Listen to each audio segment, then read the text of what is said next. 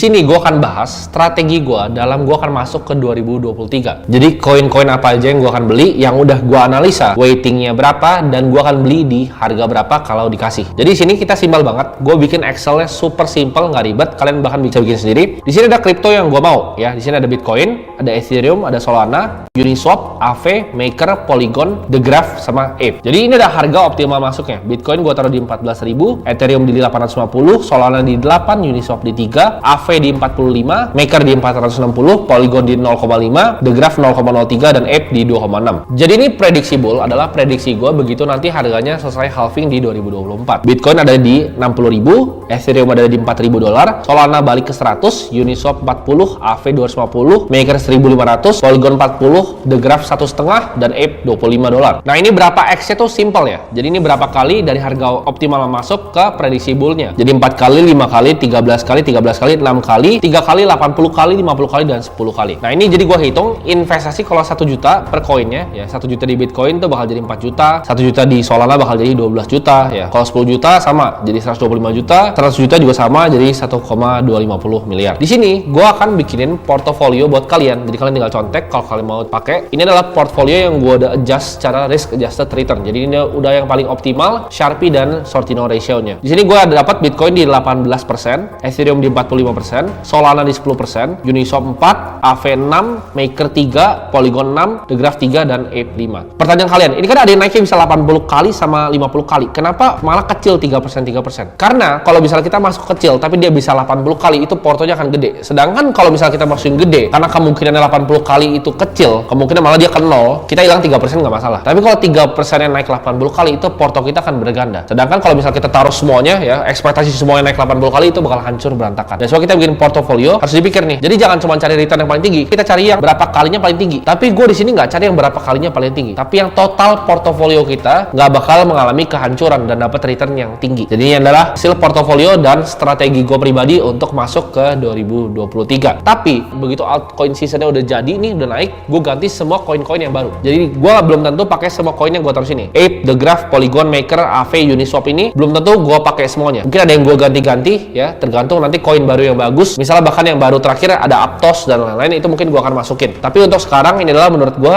koin yang fundamentalnya paling baik, tokenominya paling baik, governance paling baik, dan paling disupport sama foundersnya. Jadi ini adalah strategi pribadi gue di 2023. Ini bukan ajakan investasi, tapi ini kira-kira buat kalian dapat gambaran caranya kalian bikin praktek untuk bikin portofolio yang optimal.